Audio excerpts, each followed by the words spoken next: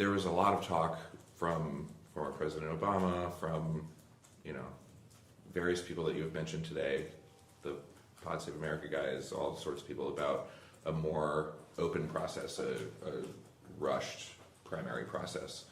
My not being an expert in DNC internal workings, my understanding is that would have been rather difficult. Is that yours as well? Well, of course, primaries are set by state law, and you would have needed states to set up such primaries.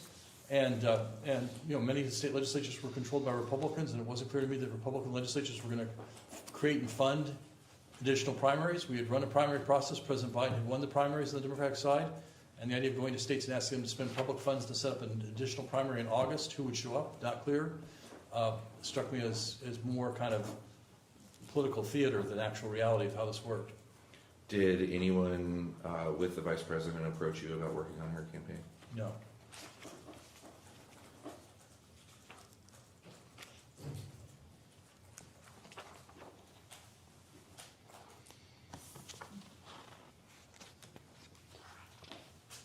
I want to introduce, as Exhibit 6,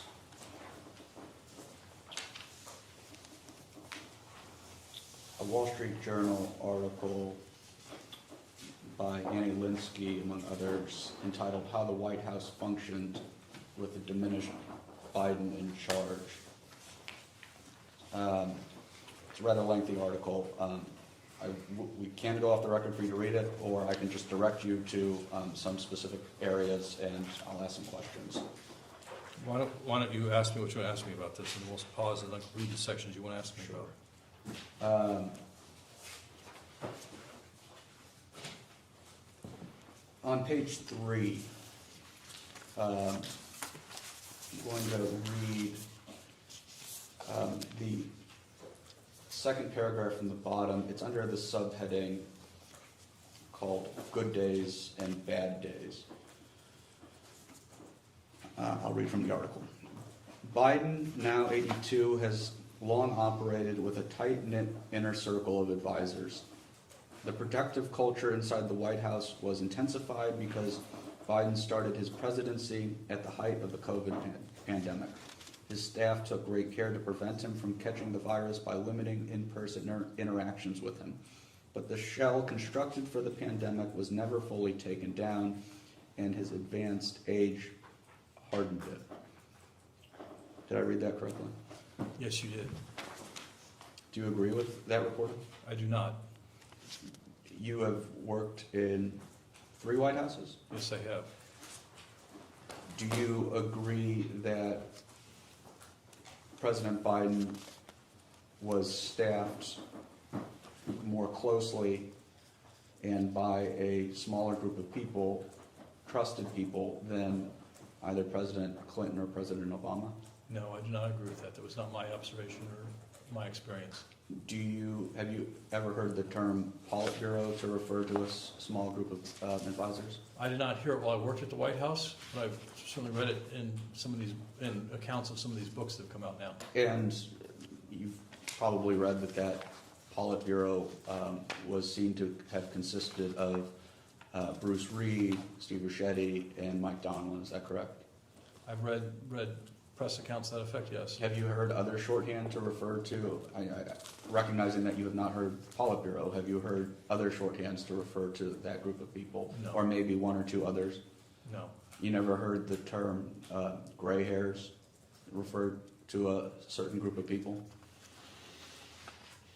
Not that I recall, no. You never heard the term poobahs to refer to a certain group of people? Poobahs, no. And I'll continue reading from the article. The structure was designed to prevent Biden, an undisciplined public speaker throughout his half-century political career, from making gaffes or missteps that could damage his image, create political headaches, or upset the world order. I read that correctly? Yes, you did. You missed one word, but it's not consequential. I'm sorry. That's embarrassing. You disagree with that reporting? I disagree that there's some structure that restricted people's access to the president. at least during the 2 years I was there as chief of staff. Do you concede that Annie Tomasini, Anthony Bernal, Ashley Williams created a sort of cocoon around the president? I do disagree with that, yes. I'll keep reading on the next page. The system put Biden at an unusual remove from cabinet secretaries, the chairs of congressional committees, and other high-ranking officials. It also insulated him from the scrutiny of the American public. I find that internally inconsistent with the earlier paragraph in the article, right under good days and bad days. It says the president's slide has been hard to overlook. So if it's been hard to overlook, she must, whatever she thinks about all this must have been transparent to the public. Do you concede that? Do you agree that that the president had good days and bad days? I'm not sure what that means, but I think the president, as I said, the president, as far as I know, was mentally acute to govern at all times. And I also disagree the president had an unusual remove from cabinet secretaries. I don't think there's a president in history who's met with his defense secretary as much as President Biden met with Secretary Austin. But there are other members of the cabinet, correct? There are other members of the cabinet. Do you know if other members of the cabinet ever expressed frustration at not being able to see the president or not? I'm sure they did. I don't recall specifically, but cabinet members always complain they don't have enough access to the president.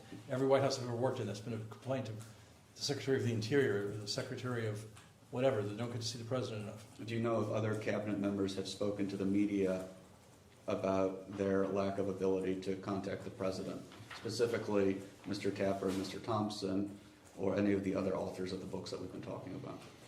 I'm not aware of any such communications, but I haven't read the books. But again, every White House I've been in, the cabinet secretaries feel like they don't have enough access to the president. I'll go to page 5 of this article, the next page. If the president was having an off day, meetings could be scrapped altogether. On one occasion, in the spring of 2021, a national security official explained to another aide why a meeting needed to be rescheduled. Quote, "He has good days and bad days, and today was a bad day, so we're going to address this tomorrow," end quote, the former aide recalled the official saying. 2021, spring of 2021, you were... Yes, I was. Do you remember this incident? I do not. Is it your testimony today that meetings were not scrapped because the president was having a bad day? A meeting might have been scrapped because the president had a highly negative reaction to the proposed recommendation coming in on the meeting. So I can imagine, a meeting where the proposal from the relevant cabinet agency was let's do X, and the president read the memo in advance and said this is ridiculous and this is wrong, and so I said, well, we don't want the cabinet official to get yelled at, so let's do this meeting another day when he's not in a yelling mood. But I think temperament's different than acuity, of course. Did you notice a change in the president's temperament over the time that you've known him? He became more subdued as he got older and less inclined to snap at people.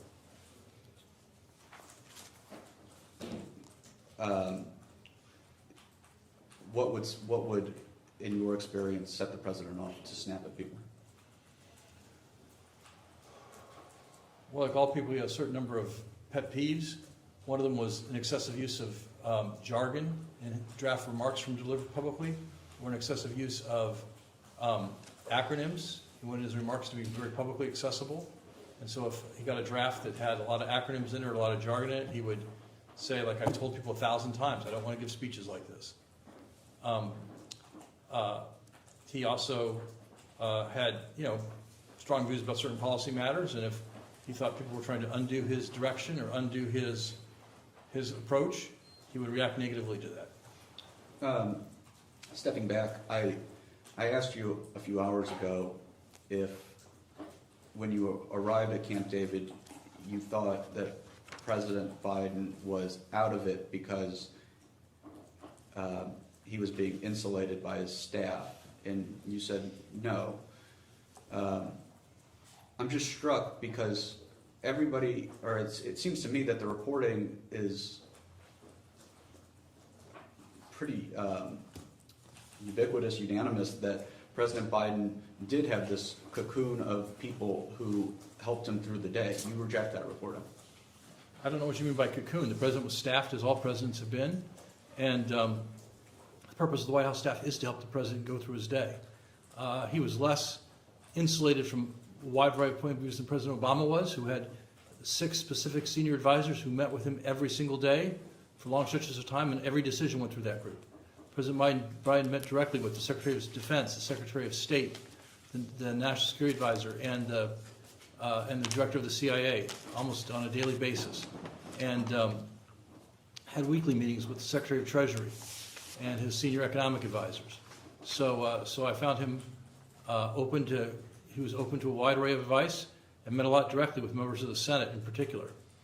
In particular, he negotiated one-on-one with Senator Manchin twice on big legislative packages, and did so effectively that after the second negotiation, Senator Manchin said he would not negotiate with the president again because the president had taken advantage of him in negotiations and had been able to get Senator Manchin to agree to things he didn't want to agree to. So that sounds like someone who's very sharp on the top of their game, when you can get your negotiating opponent to agree to things and the negotiating opponent says, no more, I can't do this anymore.